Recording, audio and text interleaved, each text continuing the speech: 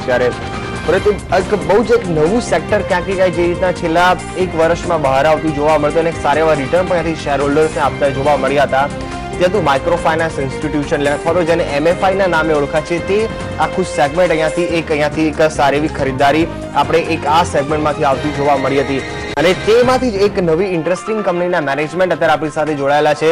Ujjivan financial services CFO सुधा सुरेश અત્યારે આપણી સાથે જોડાયેલા છે। मैम आपका बहुत बहुत शुक्रिया मैम हमारे साथ बातचीत करने के लिए। मैम हालांकि एक स्पेशल शो है मैम, तो अगर हमारे व्यूअर्स का बताए कि एक क्राउडेड स्पेस है कहीं ना कहीं पूरे इंडिया के अंदर, बहुत सारी जो है कोऑपरेटिव सोसाइटीज भी होती है, उसके अंदर भी एक माइक्रो फाइनेंस इंस्टीट्यूशन भी होती है। ये कंपटीशन मार्केट के अंदर मैम आप कैसे काम करते हैं, उसको काउंटर करने के लिए क्या स्ट्रेटेजी जो है उज्जीवन फाइनेंशियल ने अभी एडॉप्ट की हुई है और एक कौन से वैल्यूज के ऊपर ये पूरी इंस्टीट्यूशन बनी हुई, क्योंकि आप भी बैंक्स भी ट्रांसफॉर्म करेंगे तो ये भी थोड़ा सा उसके ऊपर डिटेल में बता सके तो। शुक्रिया। हमने उज्जीवन की शुरुआत सन 2005 में एक NBFC लाइसेंस के जरिए की। ये लाइसेंस हमें RBI द्वारा दी गई। हमारा मुख्य उद्देश्य था कि आर्थिक रूप से सक्रिय गरीब महिलाएं जो हैं, उन्हें जिन्हें फॉर्मल बैंकिंग सिस्टम की पूरी फाइनेंशियल सर्विसेज नहीं मिल रही हैं, उन्हें पूरी तरह से आर्थिक सेवा की देने की कोशिश करना और उनके लिए एक बेहतरीन जीवन बनाना, यही हमारा उद्देश्य था, जिससे हमने हमारे कार्य को शुरू किया। हमने अपने 2 ब्रांचेस शुरू में दक्षिण भारत में बेंगलोर से शुरू की और जब ये पायलट रन सक्सेस हुआ तो हमारा यही उद्देश्य रहा कि हमें पूरे भारत में फैल जाना चाहिए। आपने जो कहा कि ये स्पेस जो है काफी क्राउडेड है और इसमें हम लोग ने क्या स्ट्रैटेजी बनाई है आगे बढ़ने की, तो हम यही कहना चाहेंगे कि जहां तक देश भर में आर्थिक रूप से सक्रिय गरीब हाउस होल्ड्स की सवाल है, वहां पर सेवाओं का बहुत कुछ मौका है। जहां banks, regional rural banks, cooperative banks ने अपने कदम आगे बढ़ाए हैं, लेकिन वो अभी तक उस पिरामिड, उस बॉटम ऑफ द पिरामिड तक पहुंच नहीं पाए हैं, काफी रीजंस के कारण। और यहीं पर रोल बनता है सारे NBFC MFI सेक्टर का। तो सारी MFI संस्थाएं जो हैं, चाहे वो NBFC हो चाहे किसी और रूप में हो, उनकी यही कोशिश रही है कि किसी तरह से इस कैटेगरी या इस बॉटम ऑफ द पिरामिड के पास पहुंचकर किसी तरह से उन्हें फाइनेंशियल इंक्लूजन में लिया जाए और किसी तरह से उनकी पूरी मदद की जाए सारे आर्थिक सेवा के साथ। हमने देखा है कि जहां तक माइक्रो फाइनेंस इंस्टीट्यूशंस का सवाल है, इनके आर्थिक सेवाओं में जहां लोग छोटे छोटे टिकट साइजेस 5,000, 10,000 या 20,000 से 25,000, यहाँ से लेके जो सर्विसेज 50,000 से 1 लाख तक के लोन है या 1 लाख से 3 लाख तक के लोन है, यहाँ पर मार्केट काफी खुला है और इस स्पेस में अभी भी काम करने के लिए सभी फाइनेंशियल इंस्टीट्यूशंस के लिए बहुत स्कोप है। तो हम यही कहना चाहेंगे कि जहां हम लोगों को एक तरफ अपनी रिस्क मैनेजमेंट संभाल के चलना है, रिस्क मैनेजमेंट करनी है, वहीं तरफ बिजनेस का स्कोप भी काफी कुछ है। ओके, तो मैम आप ये कहना चाहते हैं कि क्योंकि हमने बहुत सारे एक्विजिशन भी देखे कि कहीं ना कहीं जो है प्राइवेट सेक्टर बैंक जो है कहीं ना कहीं छोटी या थोड़े से बड़ी के साथ जॉइंट वेंचर कर रहे हैं या फिर उनके कहीं ना कहीं एक्वायर भी कर रहे हैं, तो ये जो पूरा कंसोलिडेशन देख रहे हैं हम फाइनेंशियल सर्विसेज के अंदर, स्पेस के अंदर, उसके आपके स्पेस जो पूरा एक निश मार्केट माना जाता है फाइनेंशियल सर्विसेज के अंदर, उसके ऊपर कहीं ना कोई ज्यादा प्रेशर नहीं आएगा, सबके लिए बिजनेस मिलता रहेगा इस बॉटम ऑफ द पिरामिड के सेगमेंट के अंदर।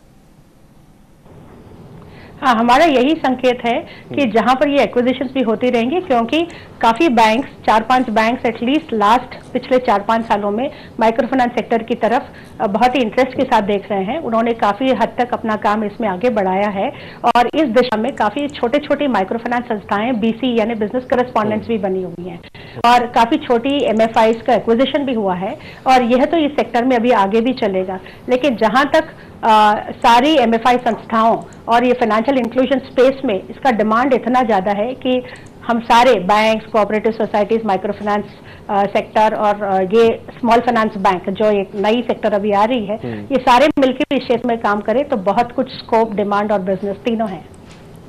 ओके मैम, आप कौन से स्टेट्स के अंदर सबसे ज्यादा आपका बिजनेस आ रहा है, क्योंकि आप वेल डाइवर्सिफाई है पूरे इंडिया के अंदर, काफी सारे स्टेट्स जियोग्राफिकली आपने अपने काफी सारे प्रेजेंस जो है स्ट्रांग बनाई हुई है, लेकिन कौन से स्टेट्स जो है वो आपके सबसे बड़े फोकस एरिया है? और मैं अगर 2 साल का होराइजन लूं सर, तो कौन से स्टेट्स आपको कहीं ना कहीं लगता है कि इसके ऊपर आपका ज्यादा फोकस रहेगा, जहां पर आपको और बिजनेस ज्यादा मिलेगा, जो कहीं ना कहीं और अनडिस्कवर एरियाज है उसके अंदर? अभी हम लोग तो 24 स्टेट्स 209 डिस्ट्रिक्ट में पहुंच चुके हैं और हमारा यही उद्देश्य था कि सारे भारत में हमारी प्रेजेंस रहे। हमारी शाखाएं जो है 469 आज आगे बढ़ रही हैं और जब हम स्मॉल फाइनेंस बैंक बनेंगे तब भी हमारी यही कोशिश रहेगी कि जो अनबैंक्ड रूरल सेंटर्स हैं वहां पर भी हमारी शाखाएं आगे बढ़ेंगी। हम ये देख रहे हैं कि जहां तक स्टेट्स का सवाल है, माइक्रो फाइनेंस बिजनेस काफी स्टेट्स में पहुंच चुका है। कहीं पर स्टेट लेवल प्लेयर्स हैं और कहीं बड़े प्लेयर्स हैं हमारी तरह, जो कि सारे स्टेट्स में फैले हुए हैं। हमारी जो रिच है माइक्रो फाइनेंस के अंतर्गत, उसमें 5 स्टेट जिसमें हम लोग कर्नाटका, महाराष्ट्र है, पश्चिम बंगाल है, उत्तर प्रदेश है, इन सारों में काफी कुछ फैल चुका है और काफी नॉर्थ ईस्ट स्टेट्स में हम देख रहे हैं कि इसका स्कोप अभी बहुत है। वेस्टर्न पार्ट्स ऑफ इंडिया में भी हम लोग देख रहे हैं कि इसकी स्कोप और ज्यादा हो सकती है। देखिए, ये बिजनेस माइक्रो फाइनेंस तक ही सीमित नहीं है, इसके आगे बढ़ के हमें माइक्रो नैनो लोन्स या स्मॉल एंड मीडियम एंटरप्राइजेस तक भी पहुंचना है।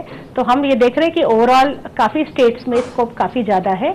यद्यपि दक्षिण भारत में हम कहेंगे कि माइक्रो फाइनेंस काफी हद तक आगे बढ़ चुकी है और इसका रीच काफी हद तक ज्यादा हो चुका है। काफी micro finance players south India में हैं। Okay, fair enough ma'am. Ma'am, हालांकि आप ऐसी बहुत चुनिंदा इंस्टीट्यूशन है जिसको यहाँ से बैंक्स का जो है वो लाइसेंस मिला हुआ है मैम, उसके ऊपर थोड़ा सा बताइए। जो बैंक्स के अंदर जो आपका वो जो पूरा ट्रांसफॉर्मेशन जो था उसकी प्रोसेस कहाँ तक पहुंची, आप बैंक्स कब शुरू करेंगे और कितने एक्सपेंसेस जो है वो कहीं ना कहीं आपने ऑलरेडी इंकर कर चुके हैं? तो नवंबर 11 को हमें आरबीआई से फाइनल लाइसेंस भी मिल चुकी है और हम अभी पूरे 1-1.5 साल से एसएफबी की तैयारी में लगे हुए हैं। तो हमें ये बताते हुए बहुत खुशी होती है कि हम इसमें काफी हद तक सक्सेसफुल हुए हैं। हमारी प्रोजेक्ट ऑन ट्रैक है और हमारा यही उद्देश्य है कि अगले क्वार्टर में, यानी इस फाइनेंशियल ईयर के लास्ट क्वार्टर में, हम अपनी बैंक जरूर खोलें। और इसके लिए जो भी टेक्नोलॉजी की तरफ से हो या ह्यूमन रिसोर्सेज की तरफ से हो या और सब दिशाओं में जहां तक एक बैंक बनने के लिए जो भी चाहिए, इस पे हम लोग काफी सक्रिय हैं। जहां तक टेक्नोलॉजी का सवाल है, उज्जीवन हर वक्त इसमें आगे रहा है। शुरू से ही उसने लोन मैनेजमेंट सिस्टम से DMs, outsourcing of data centre, ये शुरू से ही किया है। उसकी सारी ब्रांचेस अभी ऑनलाइन हैं और हमारी यही कोशिश है कि जैसे हम बैंक बने हैं तो बैंक और मैनेजमेंट सिस्टम हो, ट्रेजरी, रिस्क सिस्टम्स वगैरह जो भी हैं, साथ ही साथ जैसे लोन मॉड्यूल सिस्टम, फिनेकल वगैरह है, ये इन सब का इंस्टॉलेशन हो चुका है। हम लोग अभी इसमें काफ़ी आगे स्टेजेस में फाइनल टेस्टिंग के लेवल पे हैं और हम लोग इस प्रोग्रेस जो भी है हमारा, ये हमारी ट्रैकर के मुताबिक काफ़ी संपन्न है। इसके अलावा हम देखते हैं कि जहां हमें ह्यूमन रिसोर्सेज, जैसे बैंक बनने के लिए जो रिसोर्सेज चाहिए थे, मिडिल लेवल मैनेजमेंट और टॉप लेवल मैनेजमेंट, यहाँ भी काफ़ी काम हो चुका है। काफ़ी लोग उज्जीवन ज्वाइन कर चुके हैं और इस एरिया में हमारा पूरा ध्यान अभी केंद्रित है ट्रेनिंग पर। हमारे यही उद्देश्य है कि हमारे सारे फील्ड स्टाफ जो है ब्रांच से लेके मिडिल मैनेजमेंट और टॉप मैनेजमेंट तक सारे बैंक के लिए तैयार रहें और इस दिशा में हमने ट्रेनिंग में काफ़ी काम किया है।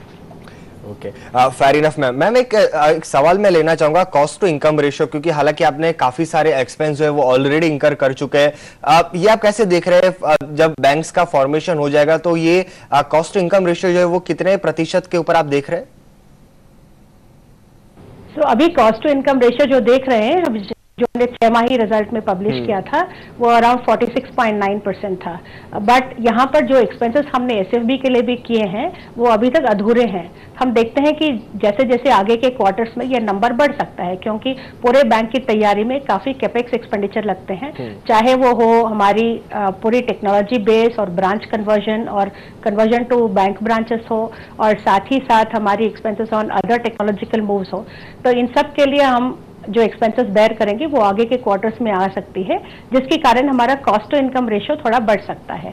और ये रेशियो एक लेवल पे सारे 1 या 1.5 साल में ये स्टेबलाइज हो जाएगा, बिकॉज बैंक के लिए जो भी एक्सपेंसेस ऑन कन्वर्जन है, कैपेक्स है वगैरह, वो सारा हम 1-1.5 साल में इनकर कर चुके होंगे। Okay, fair enough ma'am. Ma'am एक छोटा सा मैं क्विकली